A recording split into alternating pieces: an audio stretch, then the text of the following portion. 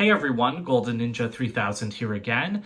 Today I'm showing off one of my own custom builds. This is the tunnel slash train station for my Lego city, and I am really proud of this thing. Took me a couple days to build it, took me a little while to design that train station, but I'm really happy with how it turned out, and you guys can see this in my latest city update video. So I built this green hill because I wanted a way for cars to kind of leave my city because I do have a pretty small surface area. So I just wanted them to look like they were driving off into the distance. And this tunnel really helps achieve that look. You can see the back is completely open because I do just have it terminating against the wall. But I'll take you guys on a quick 360-degree view of this. I just finished adding all the vegetation today. I actually finished most of this build about a month and a half ago. And yeah, I only just got around to adding all of the plants, but I really like the way it looks, even though I am using just a bunch of these cylinder bricks with the 3 fronds. They were the easiest ones to buy. I still think that they look really good. So as you can see from the back, the way that I built this set, or sorry, not this set, but this tunnel up, I just used a lot of these big ugly rock pieces in green. I did have to buy those from Bricklink. They were definitely the most expensive part of this because I bought 8 of them and I think it cost about $25 or $30 for those pieces. I also bought some of these plant pieces. I used a collection of my own pieces as well. So overall, I think I spent probably about $50-ish on this. It's hard to tell exactly because I was also buying other pieces for the city as well. And you can see I'm using road plates. I do have the older road base plates in my city, but for this tunnel, road plates work a lot better because they can actually connect to studded surfaces, and they're pretty easy to make compatible with the old plates. That's why I've got this little ramp here so that the old base plates just kind of lead straight into the new system. I built my tunnel on a 16 by 32 green base plate, then an 8 by 16 base plate, 2 of those. These are older. I did have to buy those off of Bricklink, and then I did something heinous. I took 2 more 8 by 16 base plates and I cut them in half. I didn't want to do that. I was originally going to leave this area unstudded, but IKEA tables are an odd width and I did buy a ton of these ones. So I took a box cutter and I cut this in half. Yeah, it horrified me to do, believe me, but I think that it worked out really well because now I've got studs everywhere. And while I wouldn't usually mutilate Lego pieces like that, this is a city display, and so I'm willing to go just a little bit further than I would in other displays to make my city look perfect. As for some of the details, I am using these stickered Pirates of the Caribbean pieces to just add a little flair, a little detail to the sides of these walls here. I also built these little lamps. I don't know if I've seen a build like this in other sets. I think I was inspired by a similar lantern build, but I don't remember what set I got it from.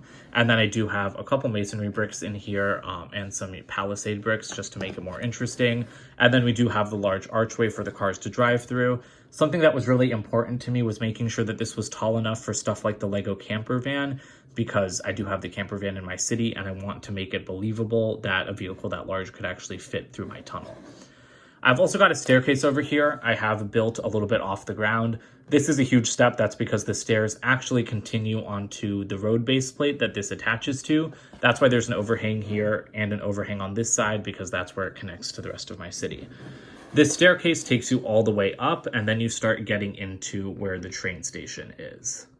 The station is a build that I am really proud of. I went for this kind of modern look with the black door frames and then the transparent blue windows. It does clash a little bit, I feel like, with the tunnel, but you know what? And I mean, honestly, it does clash a little bit with the rest of the city, but it looks similar to Avengers Tower, and this is just a color scheme that I enjoy, which is why I went with it. So I've got these walls. They're very see-through so that you can let a lot of light in, and you can see that guy from the city passenger train set in there. I also built a little skylight up here using a couple different sizes of windshields, and I'm very happy with how that turned out as well. And then there is some detail around the back here, but first let's finish up at the side with the staircase. I've incorporated the freestanding map from the city passenger train set, and I've just turned it into one of the walls here. That was something that I really wanted to keep in there, and I thought about having it face the inside of the train station because that would obviously make a lot more sense. but then we would always be looking at like the back of a panel, which I don't want to be looking at that since I'm never going to be seeing the inside of this thing when it's in my city. So that's why I chose to have the map facing outwards, and there is just barely enough space for like one minifigure to stand there behind this fence, and there are some flowers on either side as well. So that's where this woman is headed. She's got her suitcase and she's walking towards the map. I might polish this area off a little bit more. I feel like some tiles on top would make it look just a little bit cleaner, and I do kind of want to end the banister here or add a railing or something to the staircase because I don't know, this just feels a little bit precarious for my minifigures. So I don't know if this thing is 100% done yet, but those aren't details that I'm looking to add right this second. I've also got a nice little lamppost up here. This is from the road plate set, and that is a glow-in-the-dark piece. So again, I just wanted to have a little something, and I thought about having another sign over here, but then I thought that it would just start to get too crowded. You'll notice that there isn't any vegetation around this side either. That's because my train track actually comes right around this corner, so I've left it open, and then once it's fully incorporated into my city, I'll add a little bit of vegetation around the track.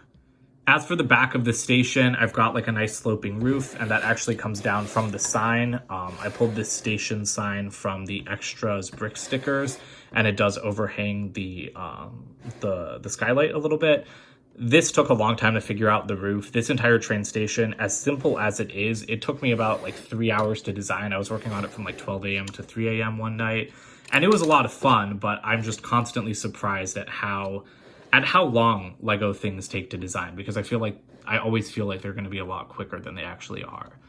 Now, the way you get into the train station is one of my favorite parts of this thing. You just flip these open, and I really like that because I didn't have enough room to do a sliding door. I didn't have any regular door piece in Translite Blue, and I didn't really want to buy one. So I just used these pieces that I had on hand, and I think it makes it look awesome. On the inside, you do have 2 seats, and then you've also got like a little kind of cushiony area in the middle. If you can see that as a table or like another seat. I did want to have a little bit more seating in there, but I thought it might start to get too cramped. And I mean, I'm sure you guys can see me struggling to put this figure in.